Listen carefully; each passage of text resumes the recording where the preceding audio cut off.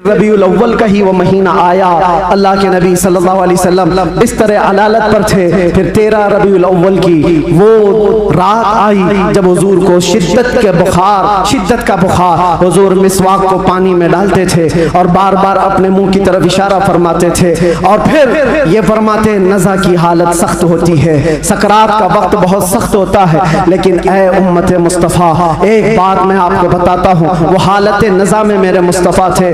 हज़रत आयशा फरमाती है मेरे जानों पर सर रख करके हुजूर आराम कर रहे थे और फरमाया था किसी को आने मत देना, अब मुलाकात का वक्त बंद हो चुका है। अचानक दरवाजे पर दस्तक हुई, हुजूर ने फरमाया आ जाओ और फरमाया आयशा ये मौत का फरिश्ता है, मलकुल मौत है, मुझसे पहले कभी इसने किसी सी रूह कब्ज करने के लिए इजाजत नहीं मांगी और इसके बाद भी कभी नहीं मांगेगा, मैं उसको इजाजत दे रहा हूँ। लेकिन अल्लाह के नबी सल्लल्लाहु अलैहि वसल्लम के मुतालिक ये बात भी बताई जाती है, हुजूर ने मलकुल मौत से पूछा अल्लाह अल्लाह, यहाँ पर आकर के मेरे जज्बात टूट जाते हैं, मेरे जज्बात हाथ दे जाते हैं। अल्लाह के नबी सल्लल्लाहु अलैहि वसल्लम सकरात के आलम में, नज़ा के आलम में, तुम्हें पता है सकरात और नज़ा किसको कहते हैं? आदमी अपनी माँ बाप को भूल जाता है, अपने बच्चों को भूल जाता है, अपना नाम भूल जाता है मौत से पहले, खाना पीना तो दूर की बात, उसके जिस्म पर मक्खी बैठे तो पहाड़ की तरह लगती है सकरात के आलम में, उसकी तकलीफ उसको पता है, वो किसी की नहीं सोचता, उसको हाय हाय लगी होती है। लेकिन मेरे मुस्तफा सल्लल्लाहु अलैहि वसल्लम आलम नज़ा में मलकुल मौत से ये पूछते हैं ऐ इज़राइल बता ये जो नज़ा का दर्द है क्या मेरी उम्मत को भी दिया जाएगा? क्या मेरी उम्मत भी इस दर्द से गुजरेगी? जो न भूला हम गरीबों को रज़ा, याद उसकी अपनी आदत कीजिए। है गुलामों तुम समझते हो हमारी बीमारियों और हमारे दर्दों का कोई और मावा मिल जाए जिसके दरवाजे पर हम जाकर हाथ फैलाते हैं इधर उधर दुनियादारों का, जिनकी जूतियां सीधी करते करते लोगों के बाल पक गए और मुश्किलात हल ना हो पाई? तुम्हें पता है हकीकत में हमारे दर्दों का अगर कोई एहसास कर सकता है तो सिर्फ आमिना का लाल। सुभान अल्लाह सुभान अल्लाह।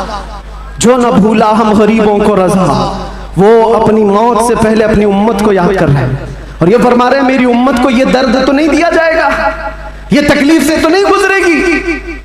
उम्मत के तलवों में कांटा भी चुभे तो हुजूर फरमाते उसका दर्द मुझे भी होता है।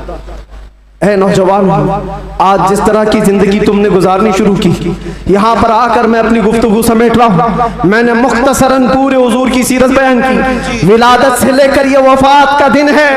हजरत बीबी फातिमा आई, हुजूर उनके कान में कुछ कहे वो रोने लग गई, फिर एक कान में कहा वो मुस्कुराने लगी। बाद में उन्होंने बताया हजरत आयशा से कि बाबा ने मुझे ये कहा था कान में फातिमा मैं अब जा रहा हूँ दुनिया से, मैं रो पड़ी। उसके बाद मेरे दूसरे कान में कहा फातिमा मेरे खानदान में सबसे पहले तुम आकर के मिलोगी, मेरे बाद तुम्हारी मौत होगी। वो मौत का खौफ हर एक पर होता है, लेकिन बीबी फातिमा कहती है ये सुनकर मैं हंस पड़ी कि है शबे गोर भी उसी गुल से मुलाकात की रात। हुजूर पाक सल्लल्लाहु अलैहि वसल्लम हजरत आयशा सिद्दीका के जानों पर सर रखकर आराम कर रहे थे। बात करते करते अचानक जुबान बंद हो गई। हजरत आयशा कहती है मेरा सीना भारी भारी सा लगा, मुझे अंदाजा नहीं था किसी की मौत इस तरह होती है, मैंने रूह निकलते किसी को देखा नहीं था। अल्लाह के नबी सल्लल्लाहु अलैहि वसल्लम इस दारे फानी से रहलत फरमा चुके थे। अचानक दरवाजे पर दस्तक हुई, अबू बकर सिद्दीक सबसे पहले दाखिल हुए। आए हुजरे में पूछा आयशा क्या है? कहा हुजूर पाक सल्लल्लाहु अलैहि वसल्लम पर बुखार शिद्दत का है। हजरत अबू बकर आए, हाथ पकड़ा और बेइख्तियार उनकी हिचकियां निकल गई, पेशानी पर बोसा दिया और कहा ऐ अल्लाह के नबी इसके बाद अब दूसरी मौत नहीं आने वाली है और आप अपने रफीक आला के पास जा चुके थे। अल्लाह ताला ने जो आपके हिस्से में पैगाम देना रखा था वो आपने पूरा हक अदा फरमाया। अद्दैतल अमानत व नसहतल उम्मत व बल्लगतर रिसालत या रसूल अल्लाह।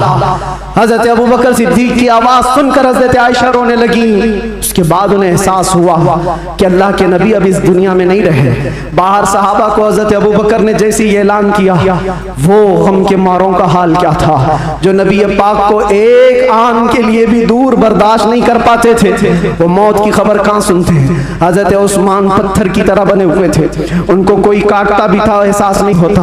हजरत उमर फारूक अपने हाथ में तलवार लेकर मदीने वालों को कहते थे कसम खुदा की अगर किसी ने कह दिया मेरे नबी का इंतकाल हुआ मैं उसकी उसकी गर्दन मार दूंगा। मेरे नबी का इंतकाल नहीं हुआ, अपने रब से मिलने गए, वापस आने वाले हैं। ये शिद्दत मोहब्बत के अल्फाज थे। सहाबा बेचैन थे, बेकरार थे, लेकिन हिकमत मौला यही थी, मौत तो आनी है, हर एक को आनी है, क़ज़ा तो आनी है, अंबिया को फ़कत इतनी कि आनी है, अजल तो आनी है, एक आन के लिए है। नबी पाक सल्लल्लाहु ताला अलैहि वसल्लम को सहाबा ने गमों के पहाड़ के साथ तदफीन फरमाया और इस उम्मत का बेड़ा लेकर चलने वाले सिद्दीक़ अकबर थे, मिशन को उठाया और हम तक ये जो दीन पहुंचा, सहाबा की वो मेहनत कश, वो जिंदगी पाक इस्तिक़लाल के साथ मुसीबतों से लड़ते हुए, तकलीफों से नबुर्दाज़मा होते हुए दीन यहाँ तक पहुंचा दिया। अब मैं तुमसे सवाल करता हूँ, आज मुस्तफ़ा की सीरत सुनने आए हो, आज हुजूर की मौलूद में आए हो, जो रसूल तुमसे इतना प्यार करे कि बिस्तर को छोड़कर खड़े हो जाए। आयशा फरमाती है बिजली कड़कती थी तो हुजूर बाहर निकल जाते, अबर छाता तो हुजूर घर से बाहर चले जाते और ये कहते मुझे अंदेशा होता है कहीं ये बिजली मेरी उम्मत पर अजाब ना जाए, ये अबर कहीं मेरी उम्मत पर अजाब बनकर तारी ना हो जाए। हुजूर इस्तिग़फ़ार करते करते सुबह कर जाते थे, नमाजों के लिए खड़े होते। आयशा कहती आप मासूम हैं, सैयदुल मासूमीन हैं, आप क्यों इतनी इबादत करते हैं? मेरे आका फरमाते मेरी उम्मत के लिए करता हूँ, मेरी उम्मत बेखबर है, वो मुझे नहीं पहचानती। अल्लाह के नबी सल्लल्लाहु अलैहि वसल्लम को कब्र अनवर में रखा गया। सहाबी रसूल फरमाते हजरत अली भी उतारने वालों में से थे। लब हुजूर के कब्र में भी हिल रहे थे, कान लगा करके सुना तो ये अल्फाज थे रब्बिग़फ़िर ली उम्मती फ़इन्नहुम ला यअलमून, ऐ मेरे रब मेरी उम्मत की बख्शिश फरमा, इसलिए क्यों नहीं जानती। जो न भूला हम गरीबों को रजा, याद उसकी अपनी आदत कीजिए। नौजवानों, आज फिर मैं तुम्हारे अखलाक को किरदार से सवाल करता हूँ। उस रसूल के मानने वाले हो जिस रसूल ने तुम्हें किसी जगह फरामोश नहीं किया, दुआओं में, मेराज के सफर में, कब्र में, अपने बिस्तर में, अपनी जलवतगाह में, अपनी खलवतगाह में, हर जगह जंगों में तुम्हारे लिए, जो पेट पर पत्थर बांधे तुम्हारे लिए, तलवारें उठाई तुम्हारे लिए, दंदाले मुबारक शहीद करवाए तुम्हारे लिए, अमीर हमजा का चबाया हुआ कलेजा देखा तुम्हारे लिए, हसनैन करीमैन के जो खानदान के टुकड़े टुकड़े हुए रसूलुल्लाह के घराने के, किसके लिए? इस उम्मत के लिए। पैगाम इस्लाम पहुंच जाए, पैगाम दीन पूरी कायनात में पहुंच जाए। मगर अफसोस इस बात का होता है इस नौजवान को देखकर, जब शराब की बोतल उठाता है, ताश के पत्तों के अड्डों पर बैठता है, नशा अपने मुंह में लगाता है, फिर सोच सोच करके दिल मरने लगता है। क्या ये उस रसूल की उम्मत है जिसके तलवों में कांटा चुभना भी हुजूर को बर्दाश्त नहीं है? हुजूर इससे इतनी प्यार, इतना प्यार करते हैं, इतनी मोहब्बत करते हैं, और ये रात भर अय्याशियों में गुजार रहा है, ये ताश के पत्तों में और शराब की बोतलों पर अपनी रातें गुजारता है। ऐ नौजवानों, कब तुम वापस आओगे उस रसूल पाक की बारगाह में?